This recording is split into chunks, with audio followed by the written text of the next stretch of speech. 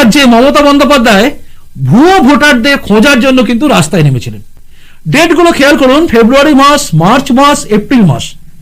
এই মাসগুলোতে এই সমস্ত পেপার, যেগুলো ই পেপার, ডিজিটাল প্ল্যাটফর্ম, সেগুলো সবকিছু কিন্তু জানাচ্ছে যে মমতা বন্দ্যোপাধ্যায় এবং তৃণমূল কংগ্রেস একটা কমিটি গঠন করেছে। সেই কমিটি কি করতো না, ভুয়ো ভোটারদের খুঁজছিল। ডেটগুলো আপনারা খেয়াল করেছেন? এই ডেটগুলোকে আপনারা যদি খেয়াল করেন তাহলে মনে রাখবেন মমতা বন্দ্যোপাধ্যায় সেদিন কি ভয় পেয়েছিলেন। সেদিন মানে ফেব্রুয়ারি মাসে তিনি কি ভয় পেয়েছিলেন? তিনি ভয় পেয়েছিলেন একটা ভয়ঙ্কর কারণে। তিনি দিল্লি নির্বাচন ঘিরে ভয় পেয়েছিলেন। 8ই ফেব্রুয়ারি 2025-এ দিল্লিতে নির্বাচন হয়, যেখানে বিজেপি 48 আর আম আদমি পার্টি 22 হয়ে যায়। অর্থাৎ অরবিন্দ কেজরিওয়াল, যিনি পরপর 3বার মুখ্যমন্ত্রী হয়েছিলেন, বন্দ্যোপাধ্যায় এবং এই অরবিন্দ কেজরিওয়াল দুজনের ছবি এই নবান্নে আসা সমস্ত কিছু আপনারা দেখেছেন।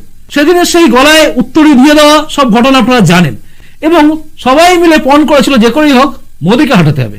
অরবিন্দ কেজরিওয়ালকে ঘিরে মমতা বন্দ্যোপাধ্যায় ভেবেছিলেন যে ওই রাজ্যে মানে দিল্লিতেও বিজেপিকে তারা হারিয়ে দেবে। কেন বলছি জানেন? অরবিন্দ কেজরিওয়ালের সঙ্গে অনেকগুলো জায়গায় দেখবেন এই রাজ্যের মিল রয়েছে। কেজরিওয়াল বলেছিলেন যে যত যাই চেষ্টা করো মোদী কখনো আমাকে হারাতে পারবে না, মানে ওই রাজ্যে কেজরিওয়ালকে হারানো যাবে না। তার কারণও কিন্তু ছিল খুব সঙ্গত।